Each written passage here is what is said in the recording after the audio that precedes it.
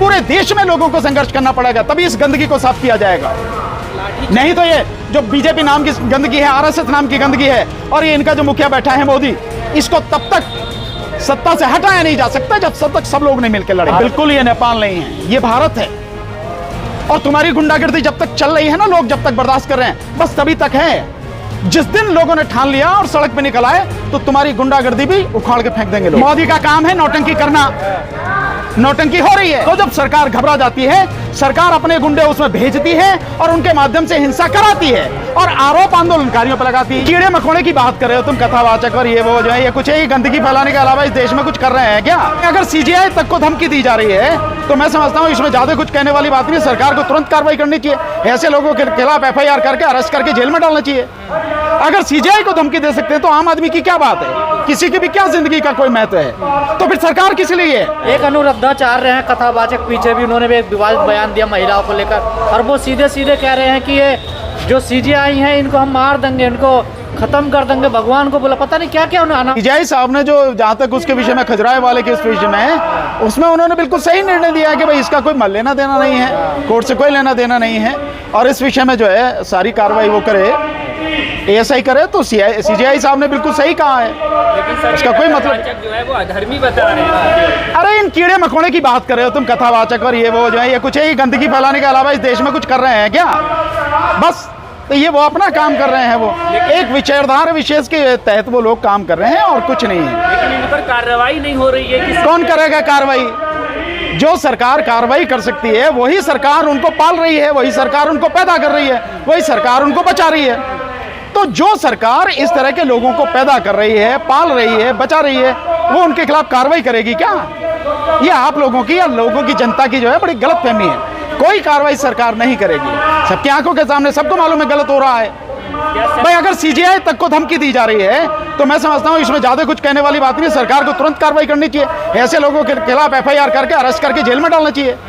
अगर सीजीआई को धमकी दे सकते हैं तो आम आदमी की क्या बात है? किसी की भी क्या जिंदगी का कोई महत्व है? तो फिर सरकार किस लिए है?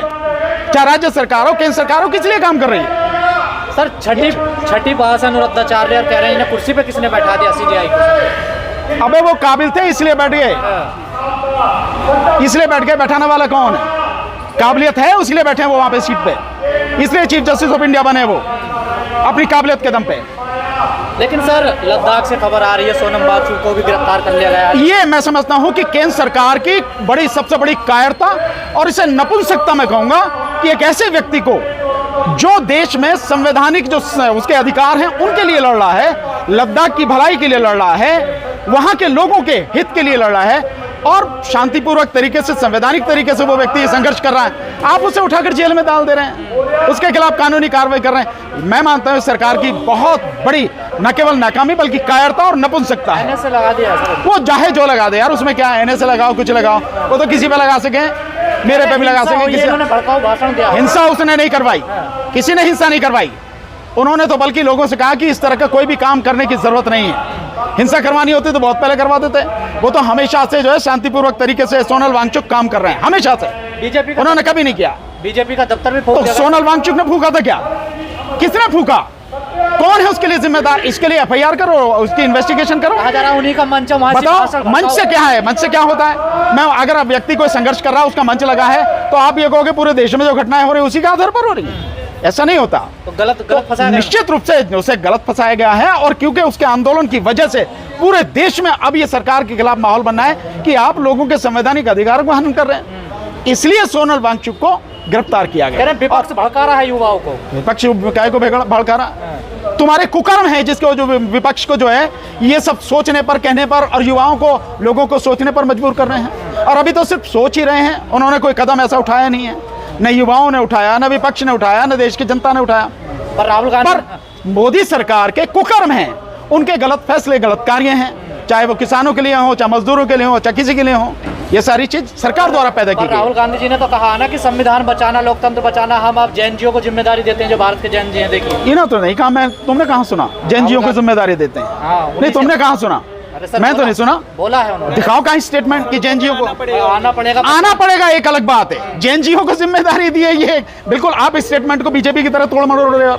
ऐसा क्यों कर रहे हो? जेएनजीओ को ये कहना बिल्कुल तोड़ना एक मरोड़ना तरीके से तो उकसाने वाली बात नहीं, है ना। उकसाना नहीं है। अगर किसी को ये कहना है कि अपने हक के लिए लड़ो तो उकसाना कहाँ है?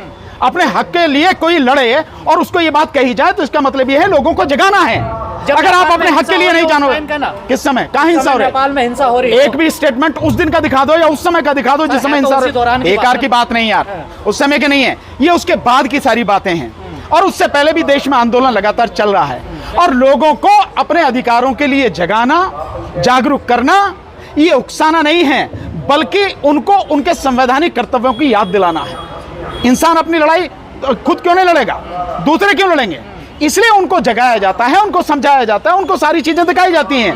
लोगों को मालूम नहीं है तो उनको बताया जाता है कि देखिए सरकार कैसे गड़बड़ी कर रही है। और राहुल गांधी ने जिस तरह से पूरे सबूतों के साथ इस मोदी सरकार को, इस इलेक्शन कमीशन को पूरी तरह से नंगा कर दिया, दिखा दिया कि कितनी गंद भरी पड़ी है और किस तरह से इलेक्शन को लूट के बेईमानी से जो सरकार बना के बैठे हैं। सर, बिहार, उत्तराखंड, लेह लद्दाख, कर्नाटक सब जगह युवा प्रोटेस्ट कर रहे हैं। अच्छी बात है, बाकी में क्यों नहीं कर रहे? और भी जगह करना चाहिए, उत्तर प्रदेश में भी करना चाहिए, तमिलनाडु में भी करना चाहिए, कर्नाटक में भी करना चाहिए, आंध्र में भी करना चाहिए, तेलंगाना में भी करना चाहिए, केरल में भी करना चाहिए, सभी जगह करना चाहिए। लोग लड़ेंगे। आंदोलन हिंसा में परिवर्तित हो जाता है ना सर। देखिए भैया, ये तो आंदोलन हिंसा में सरकार परिवर्तित करती है। हमेशा शांतिपूर्वक आंदोलन को जब सरकार घबरा जाती है, सरकार अपने गुंडे उसमें भेजती है और उनके माध्यम से हिंसा कराती है और आरोप आंदोलनकारियों पर लगाती है। ये सरकार का फंडा है, ये तरीका है। आंदोलनकारी कभी हिंसा नहीं करते हैं। और लद्दाख के पीछे तो कांग्रेस को बता रही है सरकार। देखिए बताने में क्या, मैं भी बता दूंगा उसके पीछे जो लद्दाख की हिंसा के पीछे मोदी ने अपने आप ही जो बीजेपी के कार्यालय में वो लगाया, तो क्या ये सही होगा? ये फिर इसमें कहने में क्या भाई? कहने में आप कुछ भी कह दो, मैं जिसको मन चाहूं कुछ भी कह दो, मुंह के आगे सारा मैदान है, खाली पड़ा है, जो मन में आप बकते चले जाओ, इससे क्या फर्क पड़ता है? तो क्या आप सच क्या है उसे देखो ना। तो क्या आंदोलन हो पाएंगे जिस प्रकार गिरफ्तारियां हो रही अरे हैं? बिल्कुल, आंदोलन यार इंसान का जन्मसिद्ध अधिकार है। आंदोलन हो गए ही हो गए, आगे आंदोलन होंगे। धीरे धीरे धीरे धीरे जब लोग समझेंगे कि तुम्हारी इस दुर्गति के लिए जिम्मेदार कौन है, इसका कारण कौन है, और जब इसको समझ जाएंगे कि इस कारण का निवारण कैसे होगा, तो लोग खड़े होंगे, आंदोलन करेंगे। आंदोलन तो होने ही होने, संघर्ष तो होने ही सरकार होने। कह रही है जीएसटी कम कर दिया, उत्सव मनाइए देश भर में। अरे मोदी की बात करें आप लोग आंदोलन की बात कर रहे हैं। देखिए भाई मेरे, तुम जीएसटी को पहले समझो। 8 साल तबीयत से लूटा और अब आप उसके आने के बाद में उसको अब कम कर रहे हो। और क्या इसमें गारंटी है कि जो जीएसटी कम किया है वो जो व्यापारी है वो जनता तक उसे पास करेगा? क्या वाकई में जनता को उसका लाभ मिलेगा? अब मैं तुम सारे पत्रकारों से सबसे ज्यादा सवाल पूछता हूं। जीएसटी लागू हुई 22 तारीख को और मोदी 15 दिन पहले से इसका प्रचार कर रहा है जो कि कम हो गए दाम, कम हो गए दाम, कम। 15 दिन पहले देखा तुमने कितना वीडियो सोशल मीडिया सब ऐलान, अरे उसने कह दिया कम हो गए दाम, लागू होने से पहले कम कर दिए। दूसरी बात, मैं अब आप सबसे पूछता हूं, क्या जो 22 तारीख से पहले किसी भी सामान के दाम थे कम हुए? क्या बताओ सारे के सारे? कुछ भी नहीं हुआ। अबे तो जब कम नहीं हुआ तो कहाँ जीएसटी का लाभ मिल रहा है यार? तो ये यही तो बात मैं भी कह रहा हूँ भाई। उत्सव क्यों मनाया जा रहा है? देश भर में प्रोग्राम क्यों हो रहे हैं? मोदी का काम है नौटंकी करना, नौटंकी हो रही है, बात खत्म। लेकिन सर, जनता के पैसे पे नौटंकी हो रही है। लगातार कहा जाता है आप लोग वोट चोरी के लिए, ईवीएम के लिए लड़ते रहे, लेकिन उस मुद्दे को कांग्रेस ने कैप्चर कर लिया, ऐसा भी आरोप है। यार किसी ने कैप्चर कर लिया। अगर तुम कह रहे हो, मैं तुम्हारी भाषा को मान लेता हूं। अभी ईवीएम का मुद्दा कांग्रेस ने नहीं हटाया, नहीं उठाया। तो कांग्रेस मतलब ईवीएम का मुद्दा अभी हमारे पास ही है, हम ही उसके पहरेदार ही है, समझो, है नहीं है? हम ही उसके लड़ाकू हैं। लेकिन मैं ये मानना हूं कि इस मुद्दे को भी कोई भी उठा ले, उठाए तो सही, लड़े तो सही, संघर्ष तो करे, इसका लाभ तो सभी को होना। मैं उठाऊंगा तो, आप उठाओगे तो, राहुल जी उठाएंगे तो, विपक्ष उठाएगा तो। असली बात यह है कि मुद्दे उठाए जाएं, लोगों की भागीदारी उसमें हो, संघर्ष हो और ये गंदगी साफ हो।